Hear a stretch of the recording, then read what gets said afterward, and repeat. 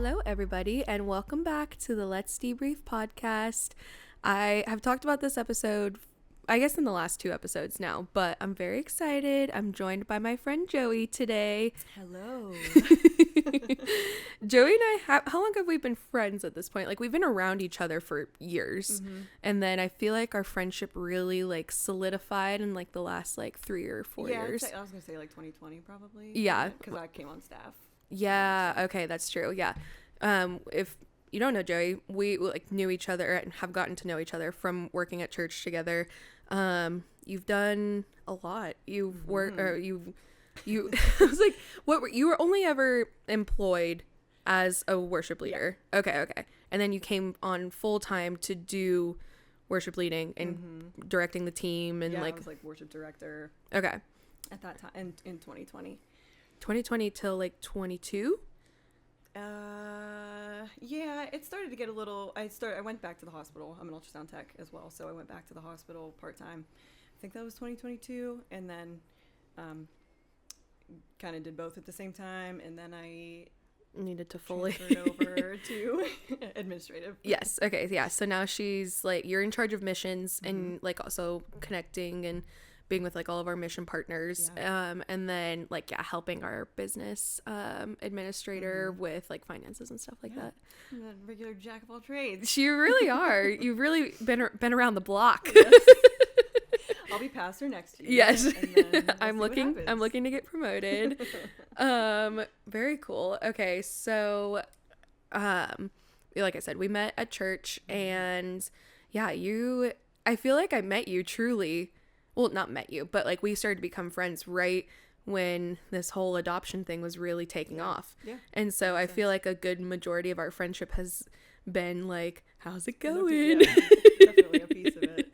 Yeah. Exactly. So give a little intro on yourself, like who you married to. This guy Mike. I truly believe Mike and you, but also Mike, are like the most beloved like Amplify members ever. Like anyone I ever talk to, they're like, Mike and Joey are the best. Oh, that's sweet. Warms my heart. Let me think. I am Joey is my name. That's my name. Is that your real name? It's Joanna. Actually. Joanna. Yeah. I always call her Josephine as a joke because I was like, oh, that's probably what her name is. And then she's like, it's actually Joanna. My funny fact, I think I told you this. My grandma used to call me Josephine. Oh, really? Even though it's not my name. And she knew that. She was very aware. She was very, well in their mind. Okay, I'm 36. Okay. 36 years young. That always is a surprise to people as well. I feel like you and Mike look so young. When I heard that you were married you just celebrated 10 years, right? I'm like, oh, so you got married at 16? I actually had a little girl tell me last week that I look like a teenager, and I was like, you're my favorite person ever. Well, like, you know that a lot of people will say that to Jenna too, and in an episode I just recorded with her that hasn't been released yet, someone basically said that to her, and I'm like, okay, Mom. Yeah, literally. I'm like, okay, so you're like coming up on 28 now, like does like that, how does that make you feel? And she's like, oh, I love it now. Like when I was like 20, I was like, this is so annoying, right? But and she's like, now I'm like, oh, okay, whatever. Yeah, the older you get, it's like, oh, I'll take it. Yeah, that's nice, thanks. Yeah. Mom dog of one. Yes, one dog Millie. She's a little rodent. She kind of looks like a weasel, we call her. And yeah, Mike and I've been married 10 years. He works at the church. That's where I met him. He was, still is, like overseas production. Now he has more responsibilities, but much more. I was like, who's that boy? Okay, wait, tell us your love story. Like a very abridged version, because we have so many other stories to get to, but I don't know if I've actually ever heard how you guys met. Yeah. So the church was called Pittsburgh East at the time. The young adults group was called Amplify. Oh, okay. I don't know if I actually ever knew that. Yeah. So I was going to a different church at the time, and my roommate her home church was Pittsburgh East. Okay. So we kind of like would trade and go to each other's young adults groups, and so whenever I came to Amplify, the young adults group, I walked in and I remember seeing him, and I was like, "Who's that boy?" And my roommate at the time was like, "No." We kind of had like a joking like battle over like who was gonna Really? like, connect She with him. also Yeah. had a crush on him. Mhm. Aw. She then like later denied it, but it was 100% true. That's funny to be open about it too, like, and just yeah. be like, wait, no, like, I Yeah. like him. Yeah, exactly. So then the first thing I remember him saying to me was he asked me what my tattoo said. And Okay. it's a heart that says mom. It's my mom's signature. And I said it says mom, and he was like, oh, I guess I can't make fun of that. That sounds like something he would say. So I'm like, yeah, super dry, sarcastic. But then pretty much we hit it off right away. There were some turbulence. I won't get into too much of that, but I did kind of like break it off with him. Yeah, I had some drama in my past, so it made things complicated. But later that year, so we met like in the spring, and then we were dating by December of 2011. So we dated for 2 years, got engaged. 5 months later, got married. I was going to say, dating 2 years is crazy for a Christian relationship. Oh, yeah. Where you're like, I'm not going to be, or was it much of a stereotype at that point? No, it was. Okay. It definitely still was. Okay. You had the people who met like 3 months and then married with a baby.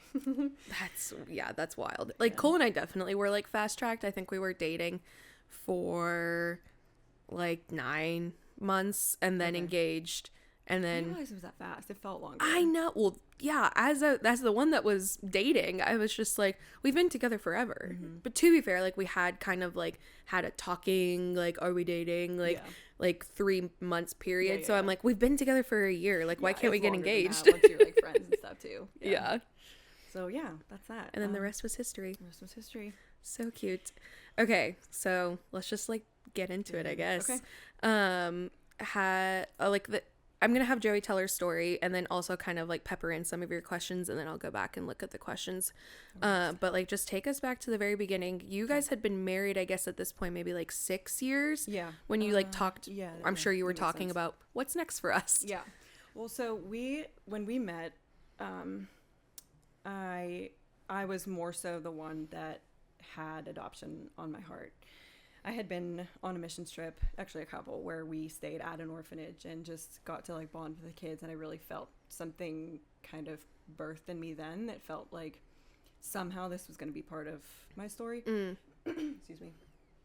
And when Mike and I met, that was obviously a topic of like, do you want to have biological kids? What does the future look like? And he was open to that. So,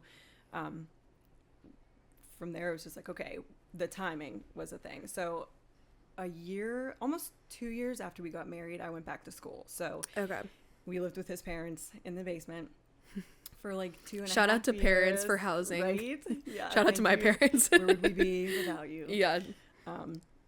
So that obviously wasn't like, there was a whole timing thing of just what was going to work for us and when we could actually start the process. So it wasn't until after I graduated from school, got a job, was working there for a few months, and we were like, okay, got a house and felt financially ready. So, you know, we are older parents, but that's kind of why things like took a little bit longer, is just making sure that we were going to be more financially stable. You guys make really like smart decisions. Like you're like, well, I hope so. Like, I feel like people could be like, oh, like what did you say? You're 36? Yeah. Yeah. And like, that's a little like, oh, don't you think? Like, and I mean, especially in the Christian world as well.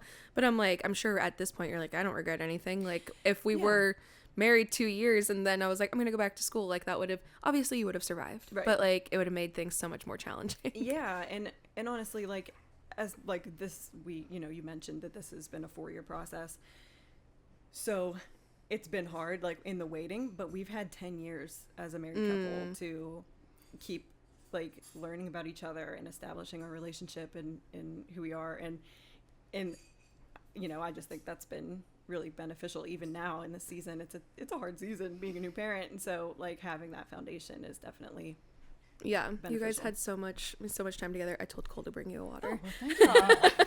Because I coughed. Well, we also made her a coffee, and so she's sipping on coffee, and as I sip on my coffee, I'm sipping on my water. So I'm like, this girl needs some water. Let her get herself situated. No, you're good. So yeah, after you bought a house, you're feeling a little bit more settled. Yeah. You're like, okay, I feel like this is next. It was the end of 2019, and we went into like an interest meeting at an agency. Which, should I answer some questions as like yeah. So someone said like, how did you find like your agency or like whatever? Yeah. So we chose our first agency. Should I say specific? Is that okay? That's completely up to you. Okay. So we ended up deciding to go with Bethany Christian Services at first. That was our first agency. I'll get to why I say first later in the story. Why there was multiple. Yeah. Because people that we knew used them, basically, is what it was. We liked the fact that they were Christian. We're Christian. But we knew that they had a decent experience with them. They were reputable. And so we were just like, okay. And honestly, didn't do a whole lot of research on them. That is one thing that I would advise for anybody else in the future is to do more. I'm not saying this is a bad thing against Bethany, but make sure you do your research into the agencies. Make sure that they are ethical, that there's not any type of shadiness happening, that it's not biased towards adoptive parents versus birth parents, you know. It is, word of mouth is so powerful though. Yeah. So it's like if you hear somebody literally if one person like you post on Instagram, it's like nail place recommendations. If one person says I went here, I'm like, all right, cool. Yeah. Like obviously this is a much bigger deal, but especially when it comes to bigger stuff too, it's like oh well so and so said that. So like well I'll just use them. Yeah. So yeah, we went to the interest meeting with them and then honestly decided to start the whole process in January of 2020. So it all just began with paperwork, tons and tons and tons of paperwork. Again, I think somebody asked about what the process looks like. So it's every little detail of your life that you can possibly imagine, they need to know about it. Like much more intense than like buying a house. Yes. Because you had just done that as well. Yeah, so yeah, absolutely. I mean, it is like finances, taxes, like all that kind of stuff. But it's like all like, I can't even think, in tons of questionnaires too, like about your personality, about it gets down into like childhood trauma, and you know you have to have all these interviews with separate from each other, like you do it together but then you do it separate and like go over these questionnaires, and which like like because you're good people you're like okay this is fine, this is a lot, but it's like thank goodness like there's so many like, of these like screenings because every time like I feel like you'd be like oh another thing, and I'm like but you're Mike and Joey, like why don't they just trust you already? Right. You're fine. It is it's good to know that this is happening, people are actually being screened properly, but it's a lot to go through. So then we ended up announcing in May of 2020, and then that's whenever we actually started crowdsourcing to help with the cost, because it is stupid expensive. Do you know like did they tell you like, because I mean obviously it's been 4 years now, so like in 2020 as it was, were they like you should expect to raise like $50,000? Okay. They started, every agency is different because every state is different and their fees are different and what they cover. So Pennsylvania does not cover any birth mother expenses as far as like living, how like the cost of living. Like okay, like so not covered by the state at all. Yeah. Like that's on you. No, like they do not allow us to pay for it. Oh. So had birth mother been from Pennsylvania, that would not be a cost. So Pennsylvania's cost to say like, hey, you should raise this much money is lower than any other state. Others. Yeah, well, I'm sure there's other ones like peppered in there. Yeah, and I should actually back up because there's so many different types of adoption that you can do. Mm-hmm. We were open to from the very beginning. We decided we had a heart for foster. And we had a heart for adoption. We decided not to do foreign because we felt like it was just on our heart that there were domestic children here. Like we just didn't feel the need to go to foreign, but your agency could still pair you like with foreign at the time? They did. For the other people that we knew that used them did have international adoption. So yes, they could have. Okay. But yeah, we decided to do adoption, infant domestic adoption. Okay. So so every case is going to look different depending on what you decide to go with, but for our fees, again going back to that, what they told us was a certain amount is lower than what our second agency told us, you know. So anyway, the whole finance thing is like a confusing and overwhelming process, but we decided to ask for support. It was really hard to do because like I hate dealing with money and I hate having to ask for help. So that was something that was really hard, but we had so much love and support from the get-go. Like people really like stepped up. So I know of other people that have done like smaller fundraising things, or there's lots of grants that you can apply for. We did end up applying for one, got it for, it's like $5,000. But there's a lot more out there that you can use for resources for that. Also, I don't want to say this, I guess, if it's not true, but I'm pretty sure like some jobs also have like, is that technically grants, or is it like, what is it? Yeah, I guess so. Yeah, so it's like if you like if you're listening to this and interested in adoption, it's like, and maybe like the money part of it like does scare you. It's like maybe just ask. It doesn't hurt to ask like your employer and just be like, do we have anything for like adoption assistance? I guess. Yeah, I know of 2 of my past positions that did offer something, and it's not always a ton, but $1,000 is $1,000. So absolutely, no matter what it is, it's definitely helpful. Okay, so you start the process. This is May is when you announce, and you're like, please help us. Yeah. So actually by October of 2020, we were at that time fully funded, which was crazy. Amazing. Yeah. And we had our own contributions too, but it was just insane to see people step up like that for us and support us in this. So then it was, I believe, February of 2021, we got a call that we were matched. So how domestic infant adoption works is you have a profile that you basically put your information. You're trying to sell yourself. Literally.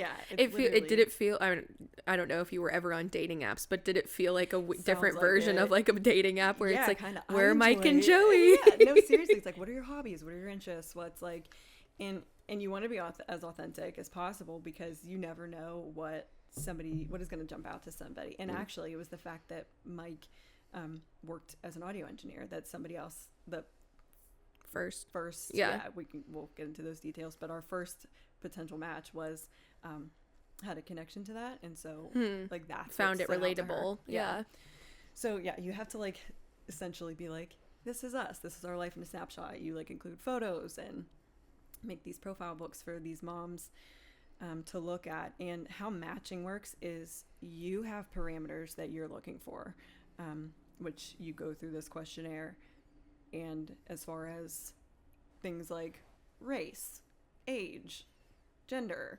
As far as baby or parents? Baby. Okay. But then the birth mother also has her own parameters of what so it literally is just like any other thing where you filter stuff. Yeah. And it's like okay, like the agency's like, yeah. So then she gets presented with 10 profiles because there's multiple couples. And I'll say our parameters were very minimal. The only thing that we said we couldn't handle, we felt like we're not quite equipped for like major medical needs. Just financially, it was just something that we felt completely fair, was not, in our realm of whatever being able to handle. So ours were very small, but we ended up matching with this woman who also question just to go back, so you're fully funded by October, and then you said you got matched in February. What were you still doing things like after being fully funded, like that were required of you, or was it just waiting at that point? At that point was basically waiting. Okay. So every year though, you have to keep up your clearances, you have to keep up your all your tax information. You basically have to go through all those, your CPR, your all of those things you still have to do every year. But at that point in time, everything was done. Everything was a good. Matter of waiting. Okay. Yeah. All right. Cool. Go ahead. So, so we got matched with this woman, and the baby was born. So we got the call. The way it works is basically she was being induced, and the agency called us and was like, okay, it's time. And we had to. How long was the time between match and birth? So baby was due early May, but was born end of April. Okay. So it's just a couple months. And yeah, so pretty quick turnaround. It's something that you don't know how much to prepare for. You don't know. At the time we did know like what the gender was, but as far as before being matched, it's like, okay, get ready for a baby. You don't know. Your life's about to change at any minute. Yeah. Or even age too, because in our parameters we set up to 12 months. So it could have been an 11-month-old, it could have been anything. So you don't know what to prepare for. It's just kind of waiting So then, like, toes. once you guys are matched, then I'm going off of your other, like, parent, but it's like, you're sending photos and, like, she's, like, giving you guys updates and everything, and everyone's just kind of, like, in this in-between of, like, waiting for baby to be here. So, yes, but this first one, because it was through a different agency, they operated differently. So okay. the agency was kind of the middleman for that first case. So we had a Zoom call. It was whenever we first met with the agency and the birth, actually parents. It was both of them. And then us. And it was the most awkward first date that you can possibly imagine. Like, so what do you do? What do you, like, you just don't know. And the agency tried to, like, help facilitate conversation, but it was super awkward. And then any correspondence would basically be through the agency at that point. Okay.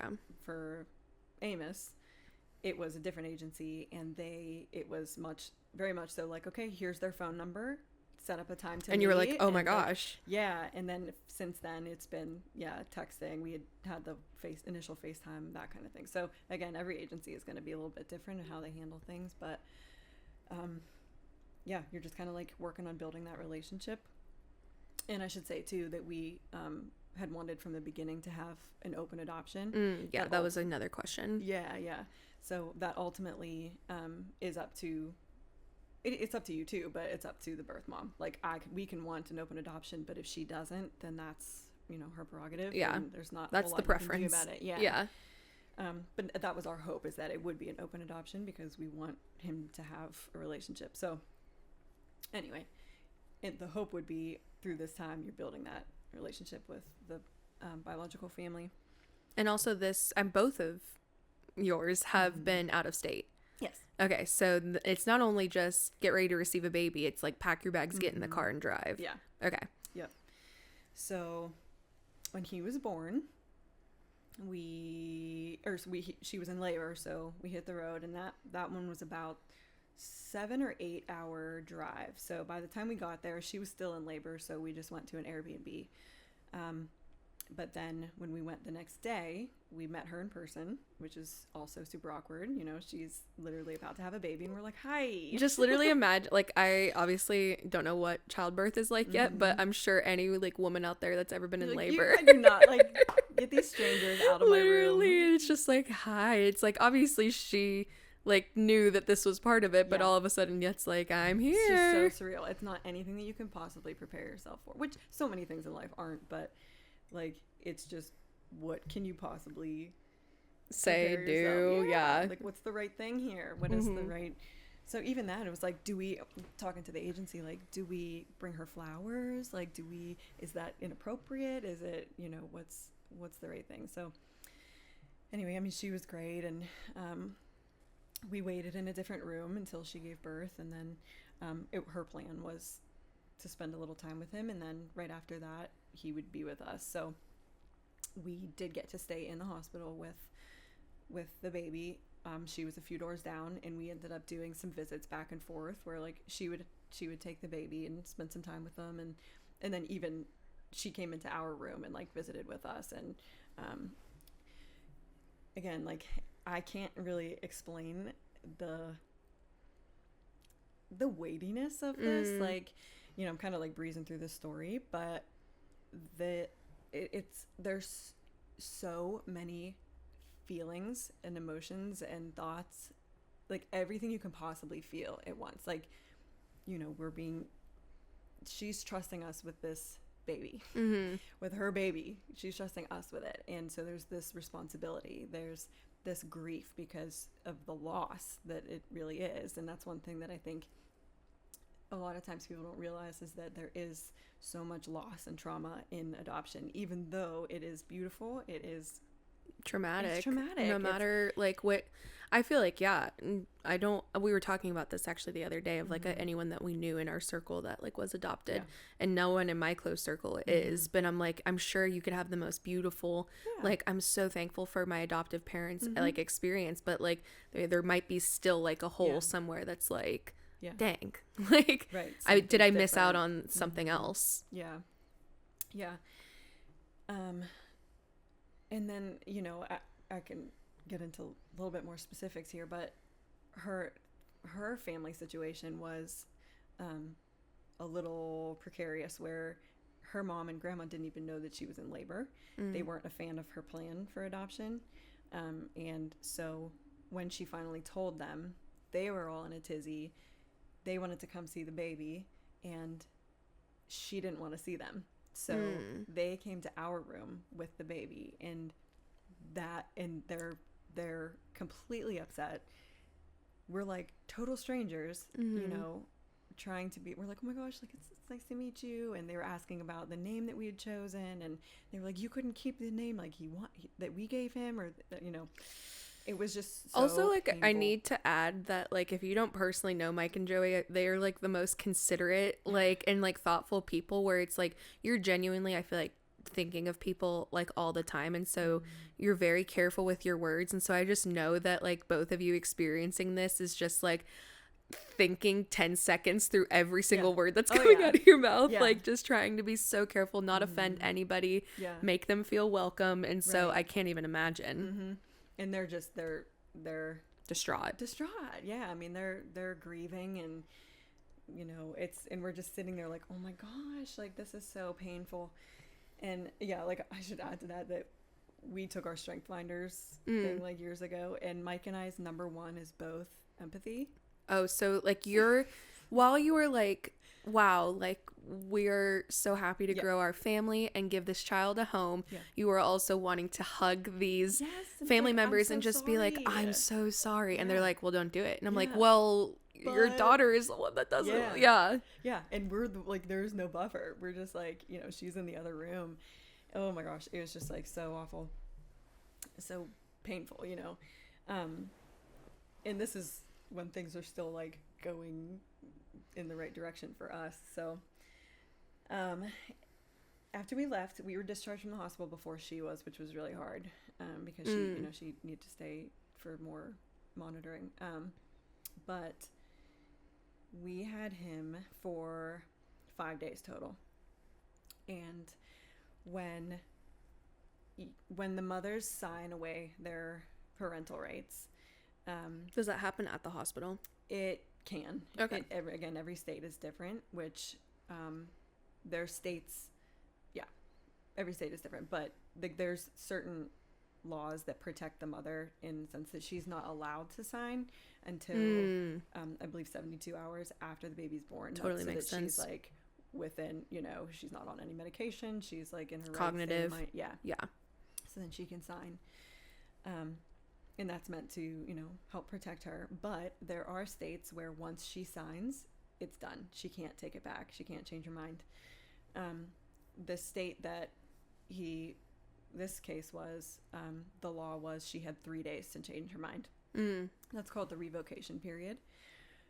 Pennsylvania's is actually 30 days. So if the birth mother is from Pennsylvania, you just sit in limbo for 30 days. For 30 days.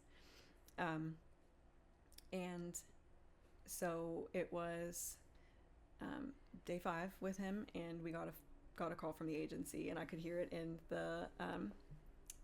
the worker's voice immediately that something was wrong. And at this point, did she still have time, or was it past? She did. It was after her first revocation day. So she had signed, and it was like within 24 hours. Gotcha. She had decided that this is not what she wanted to do, and she. At that time, we were very concerned that it was the pressure from the mother and grandmother, or grandmother and great-grandmother, I guess, in this case, that this wasn't her decision. She was getting pressured by them to take it back. That was our biggest thing. We eventually were able to make contact with her through the agency, and we wrote her a letter and just saying, like, we support you, but we want to, like, we just hope that this is truly what you want. And we have always been in your corner, and we want the best for you and the baby. And that's not, if it's not with us, then it's not with us. And which is like already so like noble of a stance to take. And it's like hard. I feel like anybody would feel like immediate sense of anger. But again, you guys both just are so empathetic, and you're like always thinking of others in that sense, and so you're just like, is this what you want? I will say though, there was still anger, And I think that's what made it hard, though, is that there's nowhere to put your anger. Mm-hmm. Like, we weren't mad at her. We weren't mad at the agency. Like, they didn't do anything wrong. It's just we got, from what it felt like, we got screwed. You know, we paid this money to come down here for 5 days, invested our entire heart and soul into this baby that we thought was ours. And 5 days is a long time. It's a long time, especially with a newborn. It's like you're bonding and like, mm-hmm. you know, doing all the, you know, new skin to skin and like all that kind of stuff, like trying to bond with this baby. And not even just like the physical things that you're doing at this point, but like the emotional things where it's like he's here and we're like gonna go home and like do this. I can't wait to introduce him to our dog. And like you're dreaming. Yeah, exactly. Yeah, I mean, and I've had friends who, like, I hate to bring this up, but I have had friends who have had miscarriages, and it's a similar feeling, it seems. Yeah. That, like, you can't help but be like, this is my future, you know, this is what's happening. And then to have that loss, have that, like, ripped away, it's like, what? And I think, like, just, like, knowing you, like, I know that this was, like, I don't know how much you would rate it, but like probably one of the most painful experiences of your life. And as we're talking about it, it does sound, I don't want to get us emotional at all, but I'm just like, need people to understand that it wasn't something that they were just like, oh, darn. No. Like, I guess we got to go home now. Like, it was like well, traumatizing. Yes. To the point that I had to go into therapy. Yeah. God bless therapy. Yeah.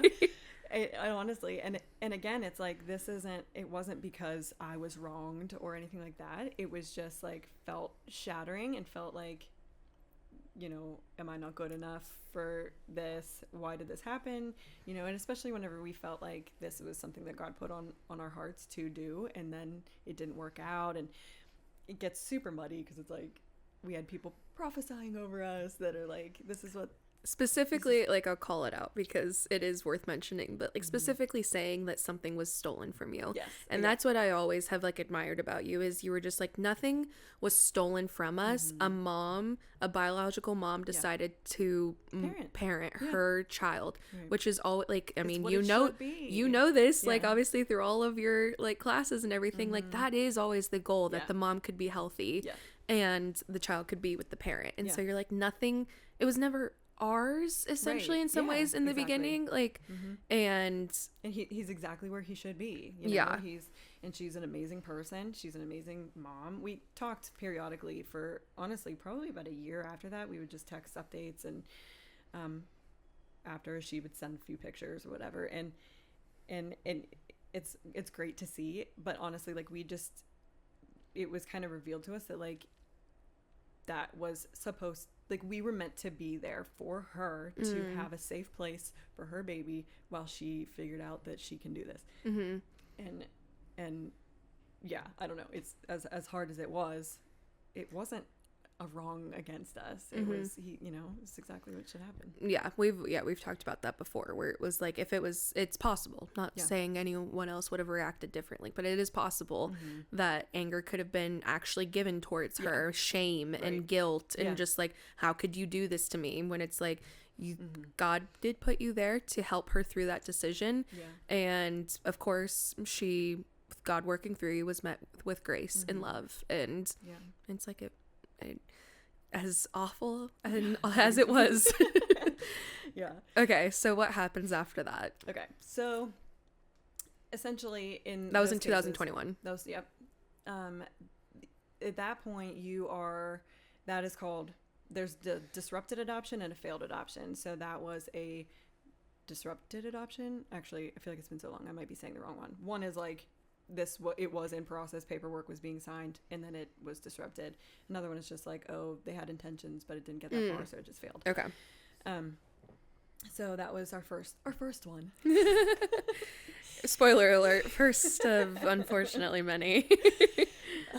Yeah, and I won't even go into like all the detail of the rest, but essentially what happens then is you're back to square one, and you have are we good? Oh yeah, okay. You're good. I was just checking how much time we've been talking.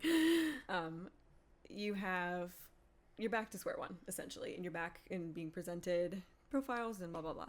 So I think maybe some people are wondering too, like, what does that mean for money at this point? We're out. that money, Mm-hmm. which fortunately we paid for that ourselves. Like we didn't really have to tap into the funds that were like donated. We just kind of paid for that stay, and luckily we didn't have to pay for her medical bills at that time. Yeah. Okay. So that is, you know, it could have been way worse, but it you know, it wasn't. So it was about a year later, our agency decided that they were going to close their private domestic infant adoption program. So they still had other programs, but that meant that we needed to find another agency. So again, another word of mouth, we went with an agency from California. They had a pretty good experience with them. Their experience was their profile went live. They were picked, I think it was within like 2 weeks, at least a month. And baby was born probably like a month later. And done deal. That was it. And so we were like, oh, wow, that's, you know, that was a great experience. And you're also maybe thinking in your mind, like, since theirs was so quick, could ours possibly be that quick? Yeah. Like, do they just have like mothers like standing by, like waiting for people? Yeah. So, essentially I can't really count. I think there's at least 7 babies that either through our first agency had connections to, or through this new agency from California that did not pan out. One was another fail. It was not disrupted, it was a fail, but we did lose money there. We paid and lost about $6,000 there, and it's just nothing you can do about it. And I think that's part of one thing I would say too is going into this being completely open-handed, open-hearted. Like you just don't know what's going to happen, but you have to keep your motivation in the front of your mind and heart that like God's going to take care of this. If he called us to this, he's going to take care of it.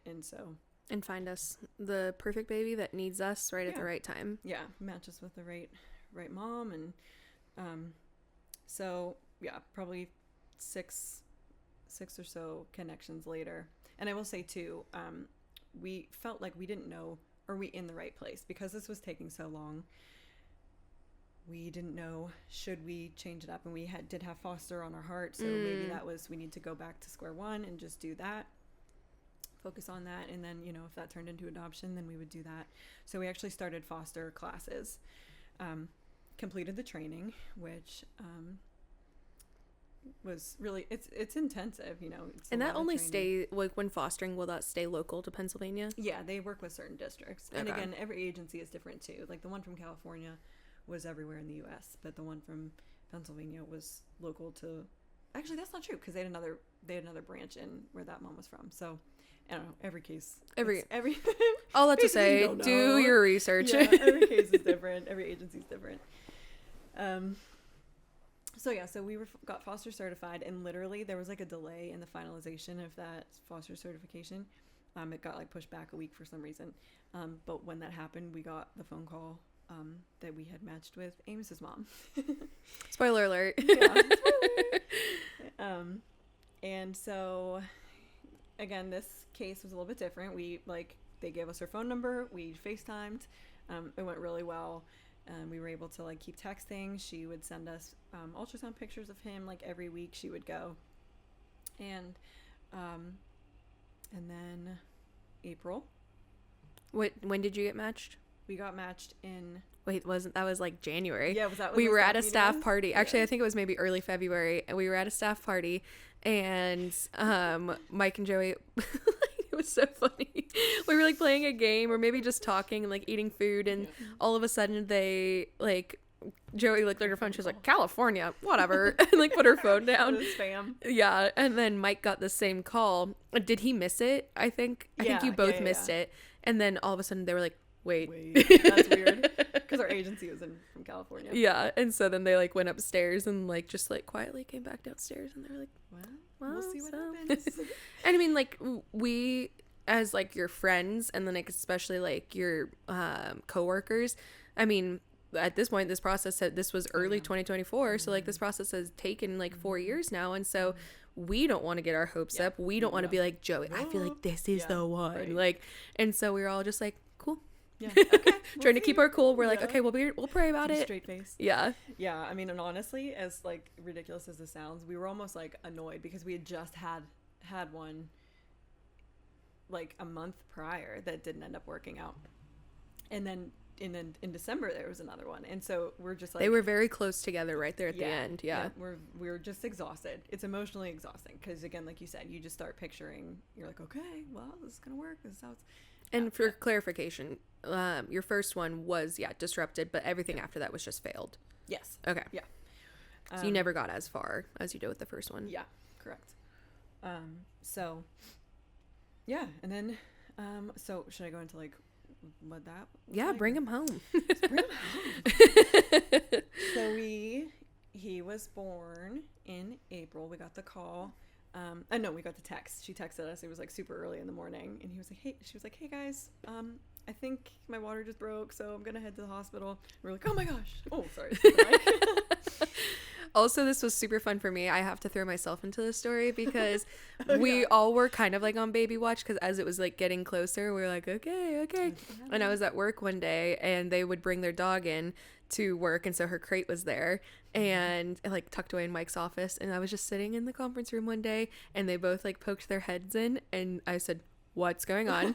And they were like, it's baby time. And I was like, no way. Yeah, you were like one of the first people that we saw. So they packed up, like, and it was just so funny, like watching them like scurry around the room. What are we gonna do? It literally felt like forever. It probably took us 3 hours to go on the road, just trying to like get everything organized and like. Well, yeah, because you left Millie, with your parents, and make sure everything was like taken care of. We had everything because you got to bring all the baby stuff too. Like, yeah, and for this one too, this was out of state as well. Mm-hmm. I can't remember. You didn't know how long you'd be there, right? Right. Yeah. So, again, there's when you go. Sorry, my neighbor's mowing his lawn. If you can hear that in the background, but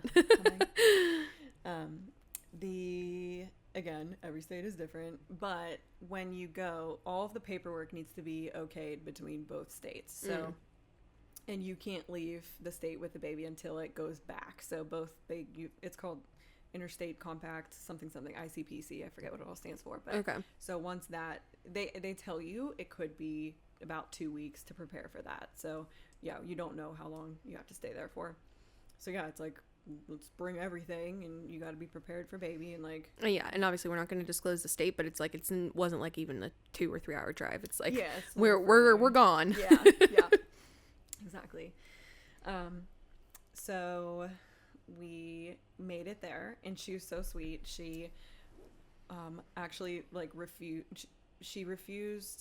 I forget what it was, but there was something that she didn't want to do. Oh, Pitocin. I think they were going to give her Pitocin. Oh, okay. She had like epidural, and it slowed down her contractions a little bit, so they were going to give her Pitocin. She was like, no, I want them to get here. So she intentionally like wanted to like slow it down so that we'd be able to be there. So we got there, got to meet her in person again. Super awkward because it's the first time you're meeting in person. But then she's like, can you get my nurse? And she was like ready to push. Oh, so my gosh, like right when you walked in. It was like 20 minutes. That's crazy. And then so she actually, this was her plan, is that she allowed me to be in the room for the delivery, and Mike was just down the hall, and so I got to, I was just up by her head, kind of like cheering, supporting her. Yeah, I'm like I'm just meeting you. Woman, like, I met 20 minutes ago. You're doing great, sweetie. Yeah. And she was such a trooper.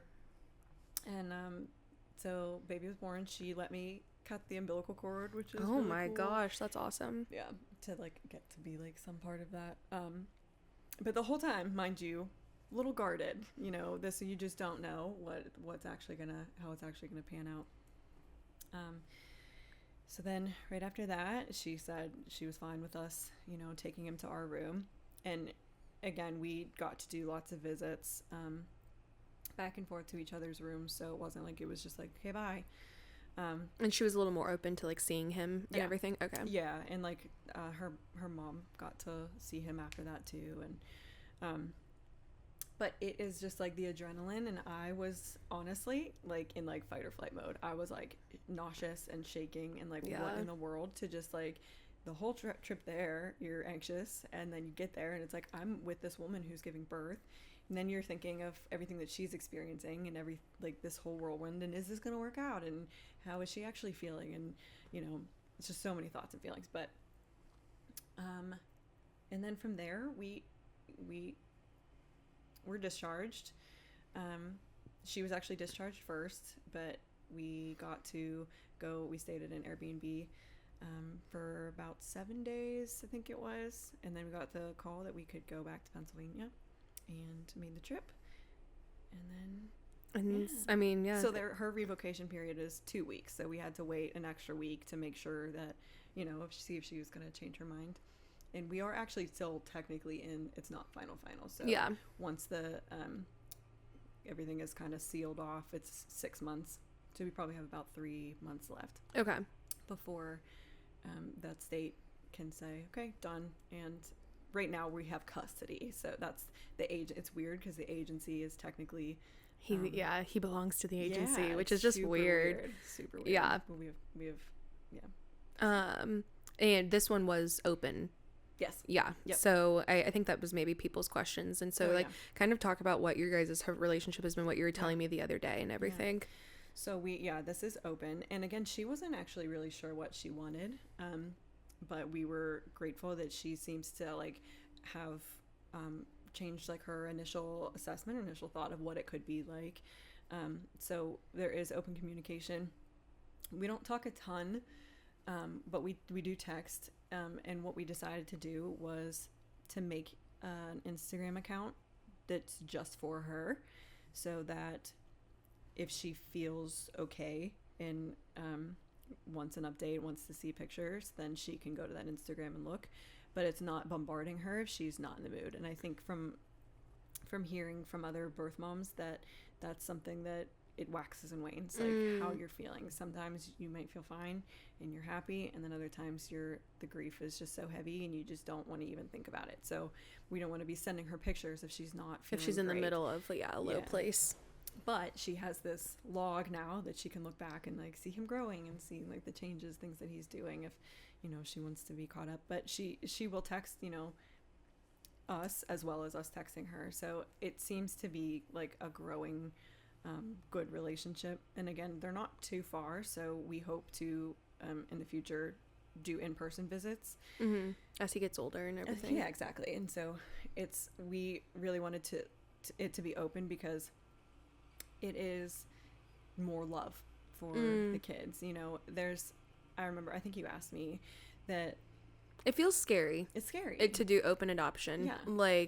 But I mean, again, I feel like you guys are always very considerate and went into this not very selflessly and not looking for it to benefit Mike and Joey, but benefit a child. Yeah. And so that's been, I feel like, your mindset the whole time. And so, like you said, more love. Yeah. But your humanity also comes into it. It's if we're the mom and dad, you want to be the mom and dad, but it's hard because it's a very present thing where I am constantly thinking of her and wanting to obviously do right by her, and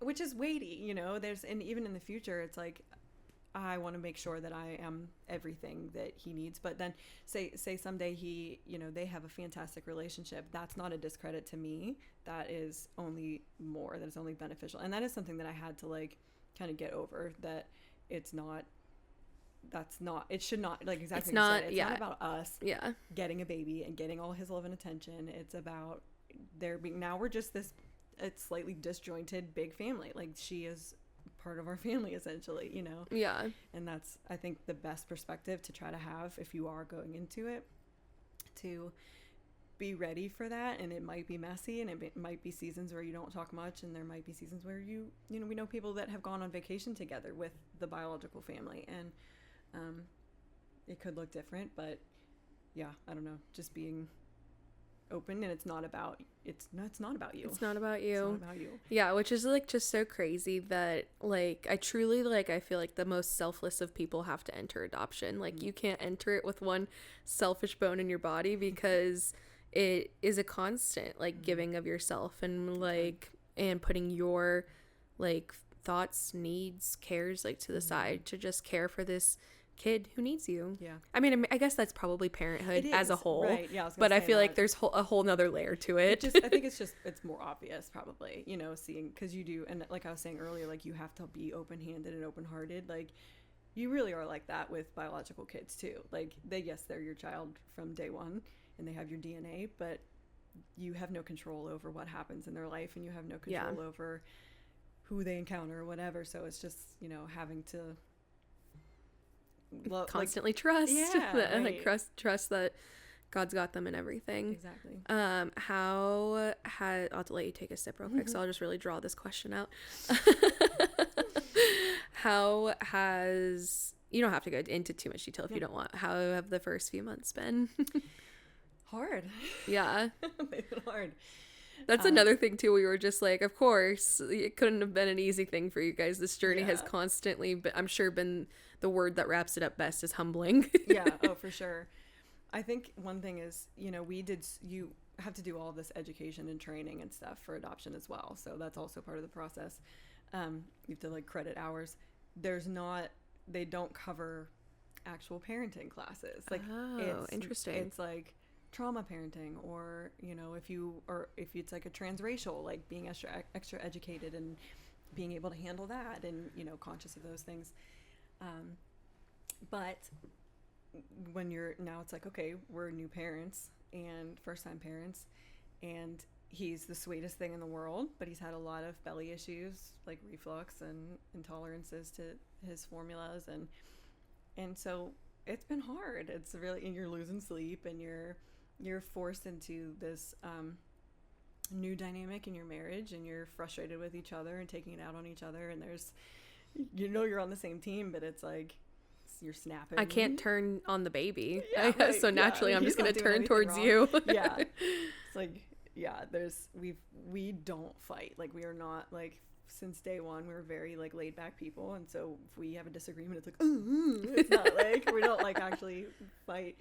But we've, like, bickered more in this past 4 months than ever before. But it is a joy, there's beautiful moments, and like, more than just moments, it is beautiful, and it's exciting to see him growing and seeing him changing. And but yeah, people say, like, parenting is hard, but you don't really realize it until you're like, oh, like, no, this is, like, really hard, and you feel like a crazy person sometimes. And in Jenna's episode last week too, she was talking about, like, just the lack of sleep, and I'm sure you've never lost this much sleep in your life, and so it's like it makes you just turn into a different. I don't personally know it yet, but from what Jenna has said, she's like, you are just a completely different person. Yeah, you see the ugliest parts of yourselves and your spouse.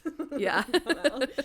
come out. But again, I think it's just like, every day I'm like, you know what? Like, these little things are, like, it's not worth getting so frustrated over, and, like, you're on the same team. We want the best for him. We're trying to take care of him. So trying to, like, remember those things is crucial. But yeah, I won't sugarcoat it. Yeah, it's been hard. What's been, like, your favorite thing so far, or maybe, like, an unexpected thing that you didn't anticipate, like, becoming a parent? Oh, like, my favorite. I think honestly, just getting to see him growing and changing, I think, was just super fun. Like, honestly, sometimes it feels like he will, like, wake up from a nap and he'll, like, do something different, even if it's something small, like with his mouth or, like, whatever. It's like, you just learned a new trick. Like, you're so excited. I'm so proud of you. Yeah, it's just cute to see, like, this little person, and, like, what are your likes and dislikes, and, what are you gonna be like? But seeing that develop, I think, is. Do you already feel, like, the pain of, like, him growing up? Or, like, him growing? Yeah. You're just like, oh, wait, I'm actually so sad. Yes, like, I will, like, see videos of people, posting about, like, their babies. Like, oh, we're finally out of the newborn phase. But then, like, thinking back, and it's like, yeah, he's not, like, little and scrunchy and red anymore. I'm not going to get those back. His little wispy hairs are, like, falling out. And so, oh, like, no. I'm like, no. He had the cutest wispy hair. You want to get in some questions? Yeah. Okay. I'll try to look at the ones. Someone said, what is the adoption process actually like? And I feel like you've done a really good job. Lots of paperwork up front. Then some waiting, maybe some crowdfunding. Yeah. Some waiting. Yes. Maybe talk, I'm not, like, in depth, but, like, what was the money situation like? Because that was a stressor for you guys when switching we had to places. crowdsource again, because they're more expensive. They do cover birth mother costs and stuff. So yeah, so we had to crowdsource again, which again was really humbling to be like, hey, give us your money. But So there are grants that you can do, and adopt or help us adopt, and then adoption. Or no, is it adoption from the heart? There's look up grants, adoption grants. Okay. They can definitely help you with that. Okay. What made you decide to adopt? I'm assuming you kind of answered in the beginning, like just had it on your heart. Yeah.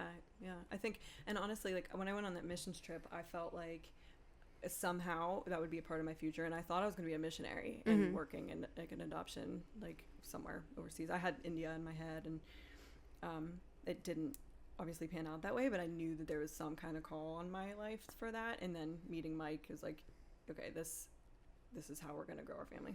Yeah.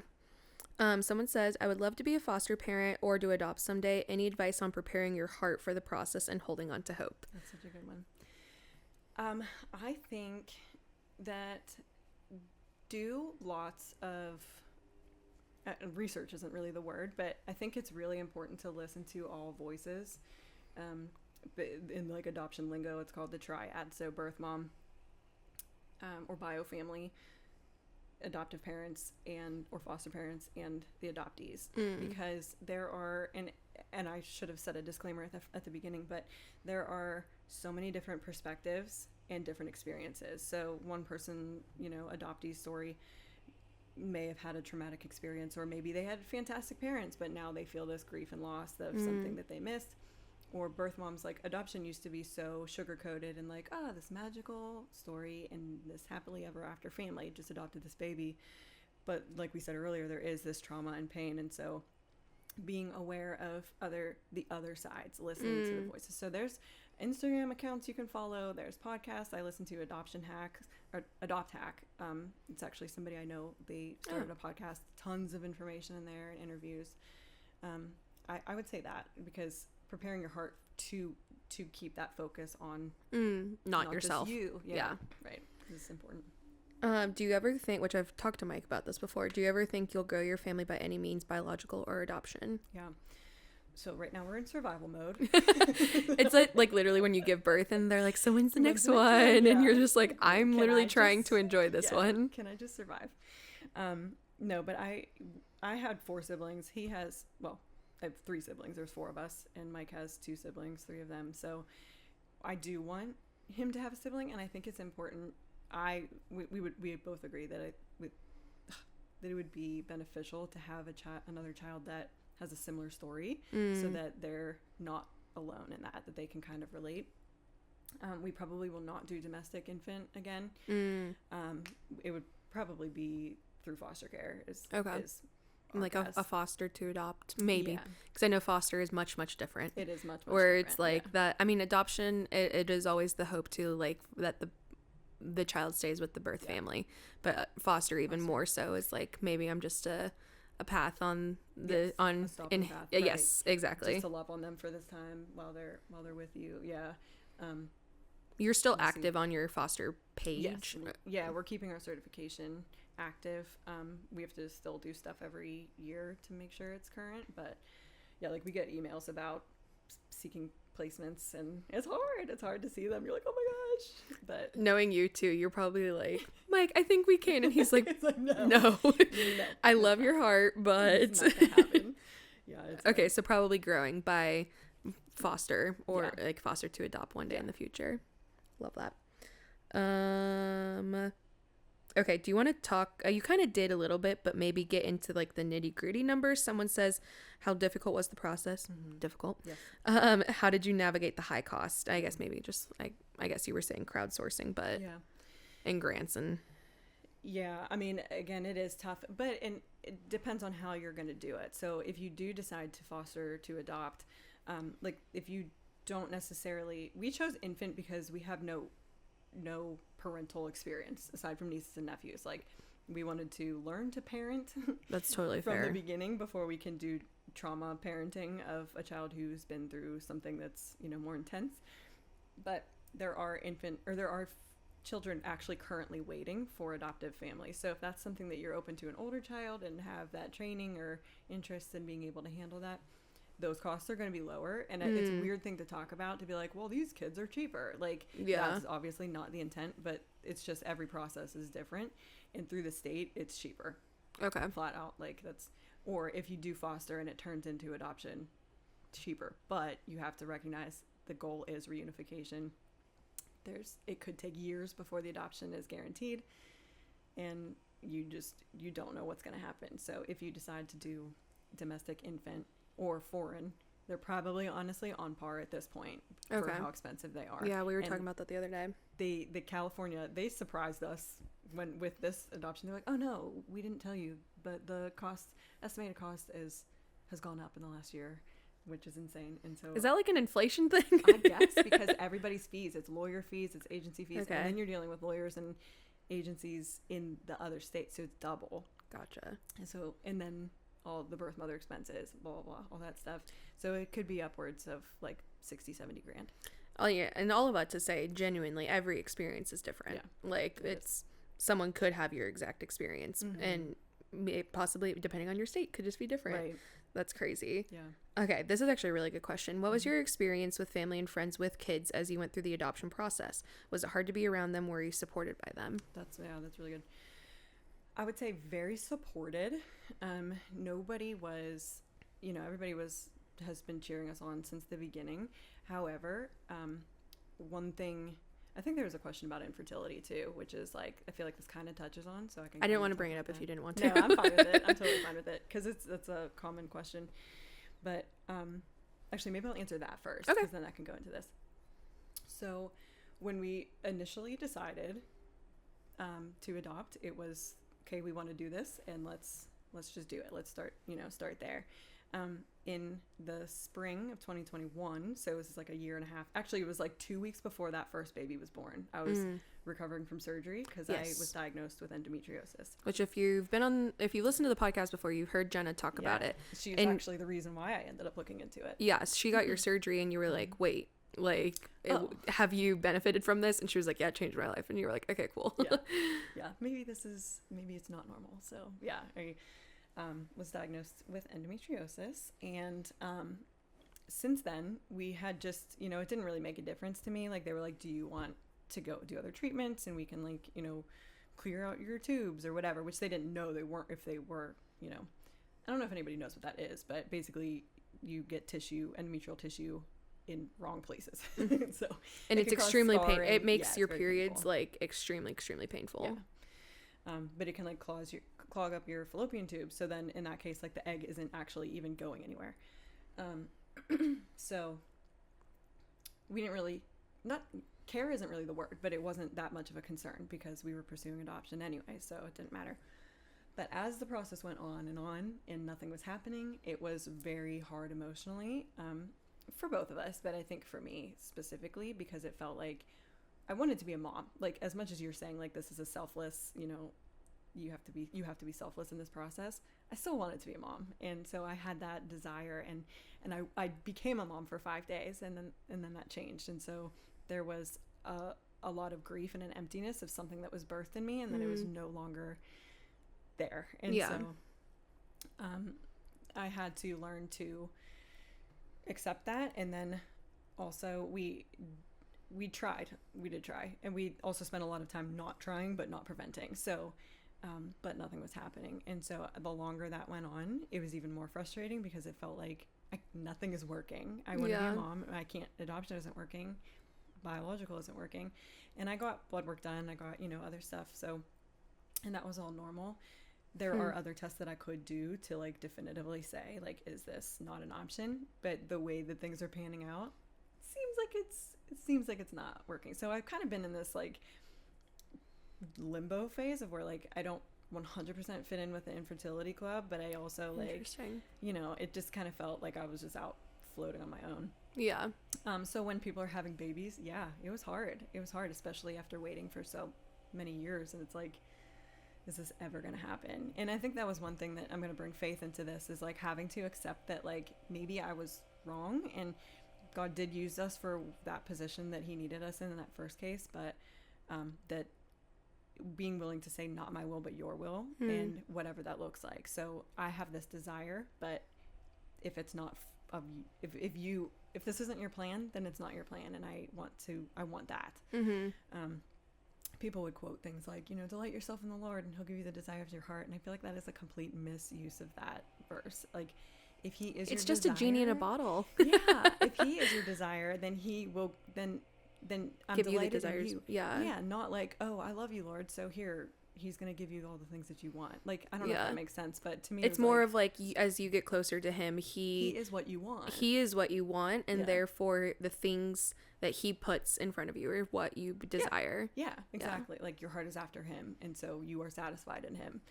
So I just like, those things were like meant to be so kind and like encouraging, and it was like, but it was painful because he was like, well, what am I doing wrong? I do love the Lord, so why is he not blessing me with this? So being around friends that were having kids was really tough, but everybody was always so supportive and in our journey.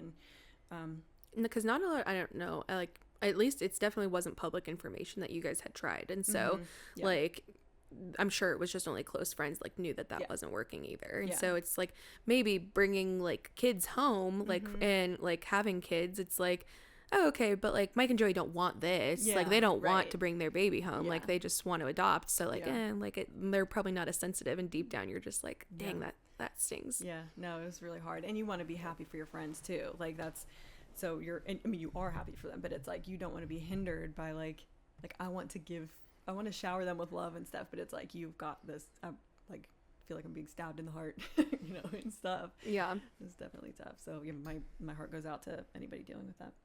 But you, for clarity too, like, you're not pursuing to ever like have biological kids. I'm sure it was at this point, if it was like something happens, if it happened, then we, you know, that's fantastic, but not pursuing any further testing or anything like that. Gotcha.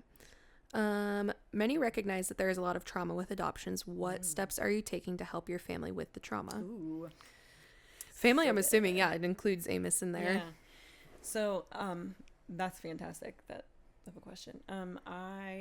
Like I said, I've not currently been in therapy, but I was in therapy.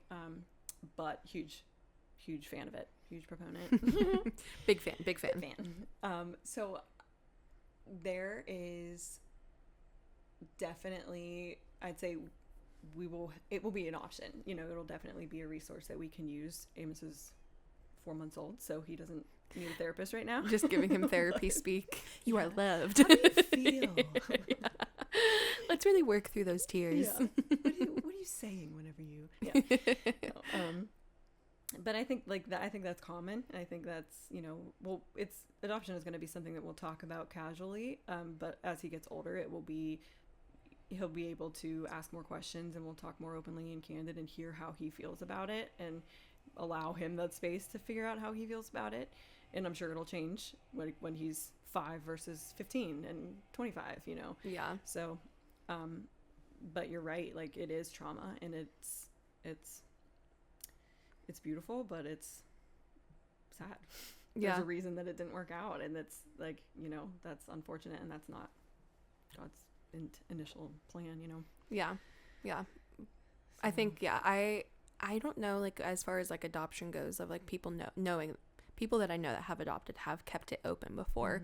But we were talking about this the other day, and you're like, it will always be just like a part of what we talk about. Like, oh, I'm just gonna give her a name, like Sarah, like as his birth mom, or like birth mom is like, oh, Sarah's like gonna be in town, so like, and she's your birth mom and stuff. And like, you're like, if he has questions, it won't ever be like this big thing that's like, okay, Amos, we want to sit you down. Like, but it's even more traumatizing. Yeah, but I'm sure Sarah can come to Thanksgivings and we can go there and stuff. And so I think that immediately like helps negate any trauma that like could be involved. Yeah, super abrasive.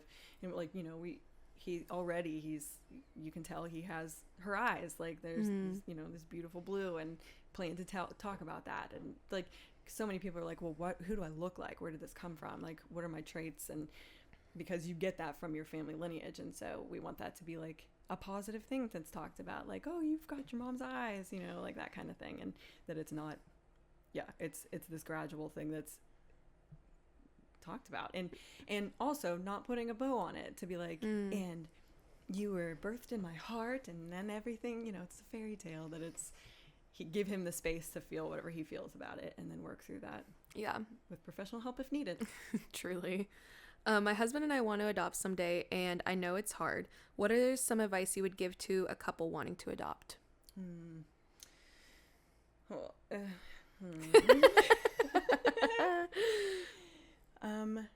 yeah, I mean, it is hard. I think it's just kind of like what I said to the other person that was hoping to. I think just do lots of research, listen to lots of people that have been through it, find Instagram accounts like of people that are the birth moms, that are the adoptees, that are adoptive parents. That there's another Instagram account of it's called Foster the Family Blog. She's fantastic. She's a foster adoptive mom, also has bio kids. I love her. Like, she's just so wise. Her like perspective on things is amazing. But I think all of that will prepare you. Will help to prepare you. I think you can't actually know until you are going through it, because we thought we were prepared, and then once you start going through it, it's like, oh, okay.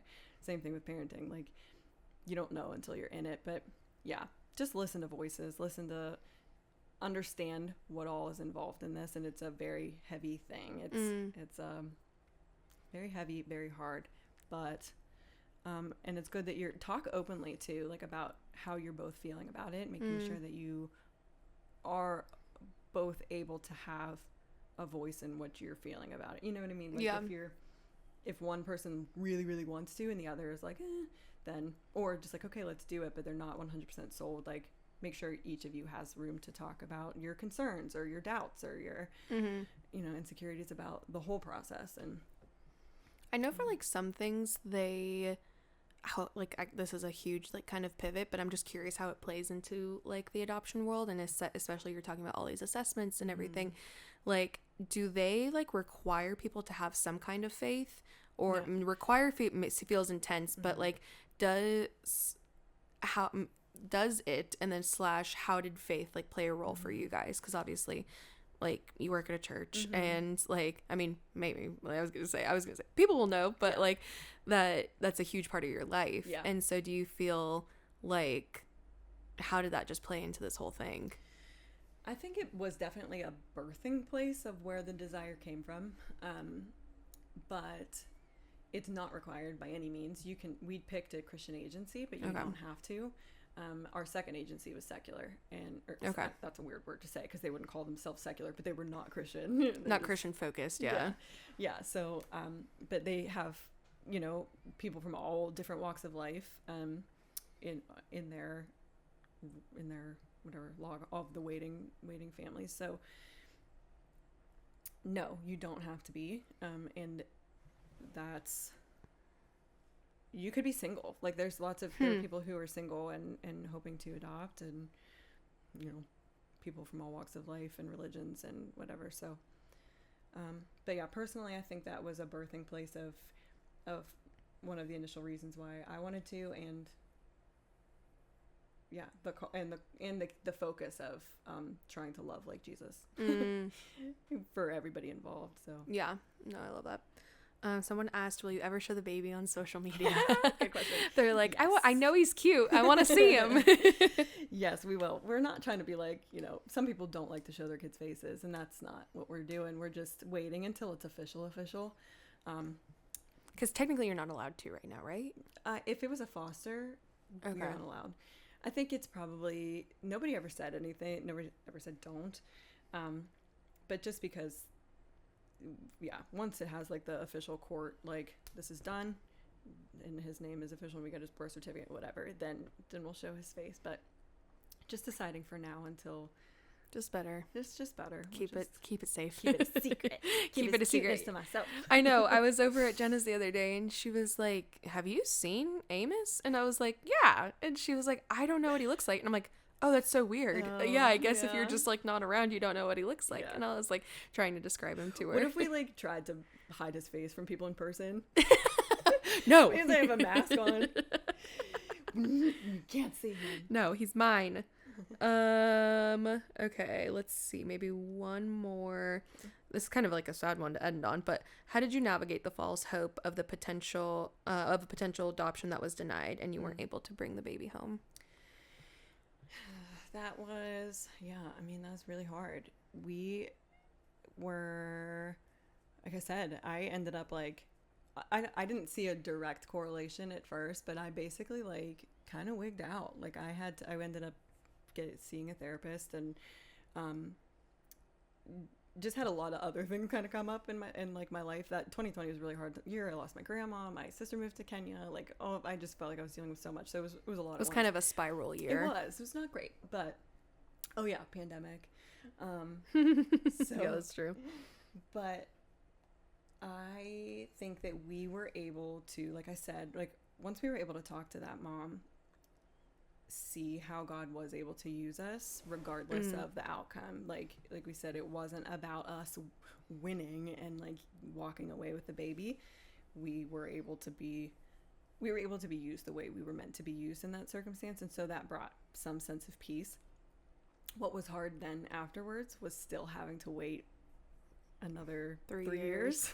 So it's like, okay, we can heal from that and we can move on, but then what's going on in the meantime? Like, where I remember telling somebody, like, I feel like waiting on the Lord is so hard, and I feel like I did a terrible job at it. Like, I feel like I was throwing a fit, a little hissy fit, like a child, like what is happening, like the entire time. But it's all just in His timing and trying to stay in line with whatever you want. So yeah, no, that was really hard, and I honestly don't have many major pointers except that, like, just get into therapy and yeah, talk to people. Like, you don't need to like bear that weight on your own, and you can be honest about how like hard things were. Like, that was awful. Yeah, you can call it what it is, and like there's no sugarcoating it. And it's like, yeah, how did you feel like it? Okay, maybe this is a good question. I think actually maybe someone wrote this in and I forgot to say it, but what was like the best thing that people said to you, and then the absolute worst thing, specifically after the fail? Oh man. The best thing was just probably people just being like, I'm so sorry, and recognizing the pain, because he wasn't ours, but like we were so invested that it was like a loss. It was like grieving a death in a sense, even though we could see it's a both and. Like, there's so many both ands in all of this that, like, and that's what makes it so difficult, is because you mentioned earlier, like, if it feels like similar to a miscarriage, but it's like in a miscarriage, it's like all I feel is loss. It feels like there's nothing positive. And in this, it's like your heart is torn in two, where you're like, this is loss, and then you're like, but it's beautiful. Like, right, exactly. Yeah, you're just stuck in this like juxtaposition, whatever, that's not the right word, but juxtaposition of like, this, I am happy for them, but wait, there was something else I was gonna say for that. The best thing that people said to you? Oh yeah, I think honestly was just allowing like recognizing our pain and allowing us to like feel it and not be dismissive of it, of like, well, the next time, or like, maybe somebody new or whatever. They just kind of sat with us in that and allowed us to people grieve. Get in like those situations. I feel like it maybe was through, I've definitely learned in like the last 4 years, and it might have even been through your guys's loss, that I was like, saying something is worth like and saying something, but then also having it be so plain is worth it than saying nothing. Like, because I just feel like people panic and they're just like, I don't want to say the wrong thing. And we've talked about this, I think, in Abby Grace's episode, where it's like, what do you say? But I'm so sorry, I'm here if you need anything. Goes a long way, I'm sure. Yeah, really, it was. And we had tons of like texts and stuff like that, so we definitely felt supported. As far as wrong things, you're like, how much time do you have? And I think people are well intentioned, so let me give credit, but somebody said, we kind of talked on this earlier, but somebody said, like, the Lord will restore what the enemy took from you, and it was like, no, like, that's not what's happening here. That's not what this is. She didn't take anything. Like, the enemy was not involved here. He wasn't. Literally was not involved. Stop trying to make this like a spiritual battle. This was a restoration. This was actually God using us to be the hands and feet. Yes, this was a positive thing.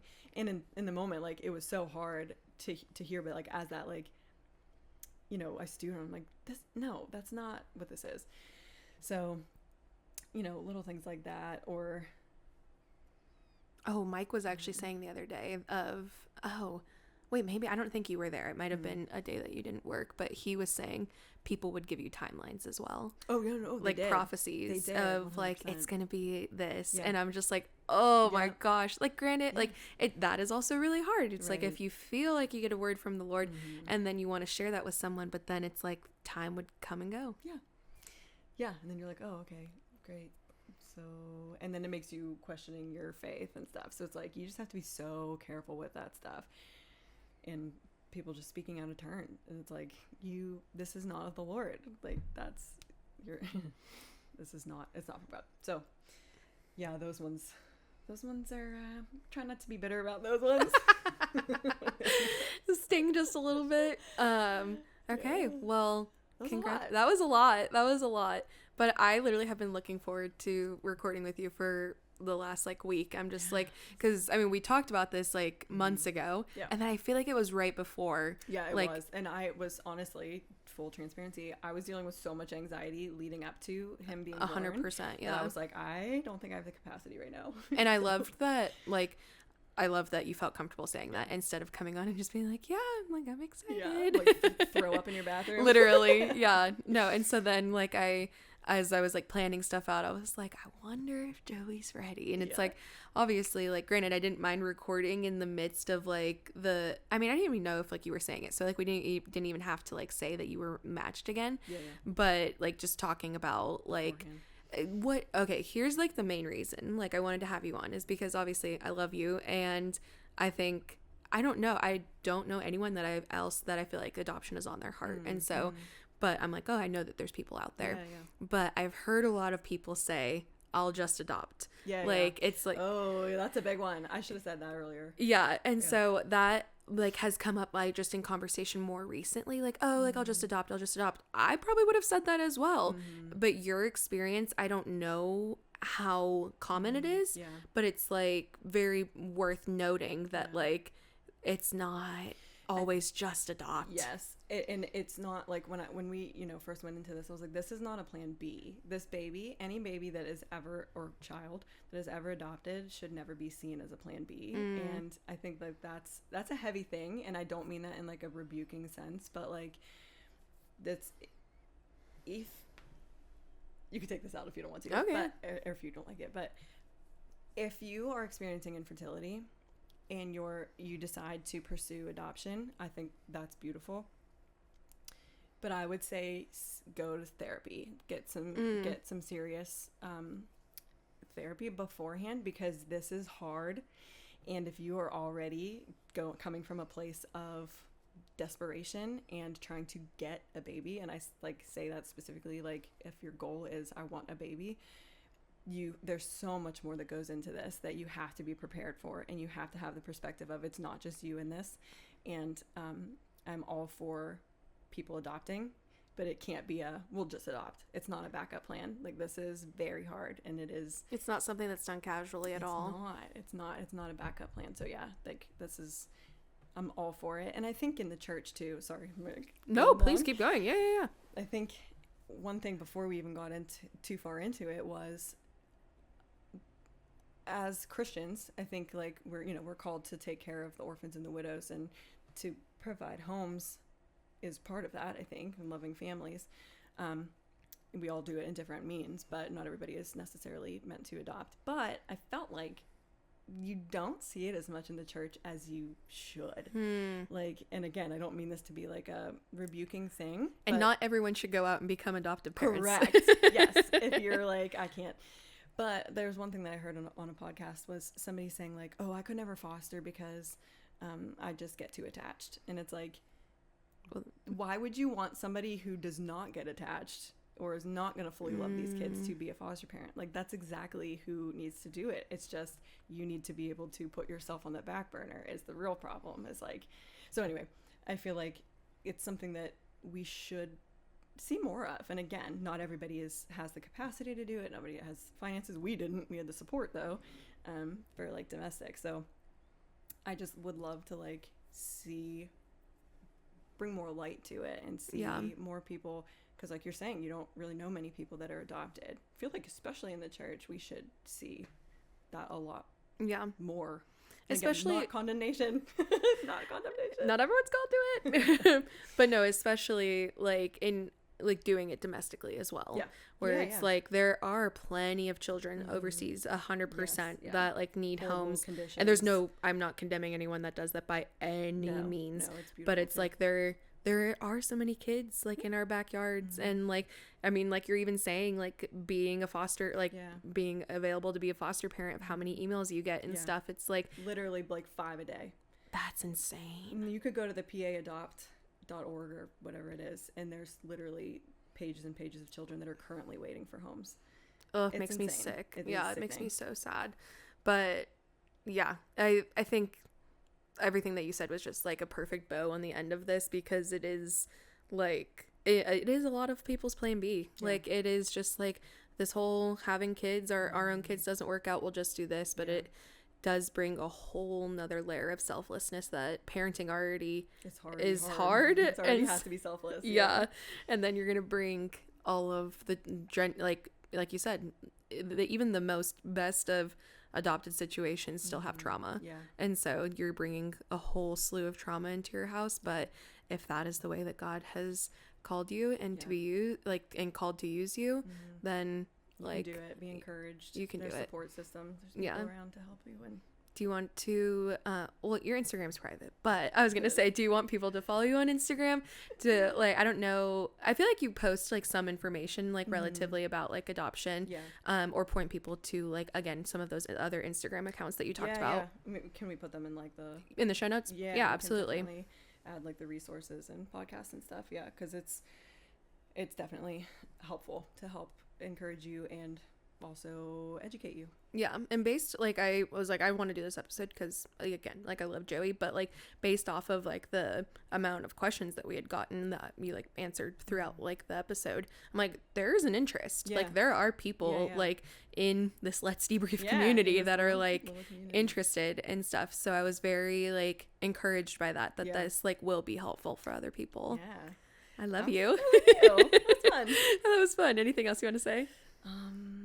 Thanks for having me. Of course. Thanks for trauma dumping with us.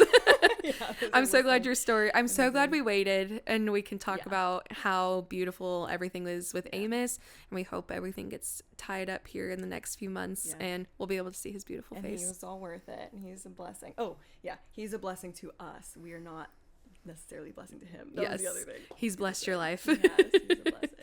All right. We love you guys. Thank you so much for listening, and I'll talk to you next week. Bye.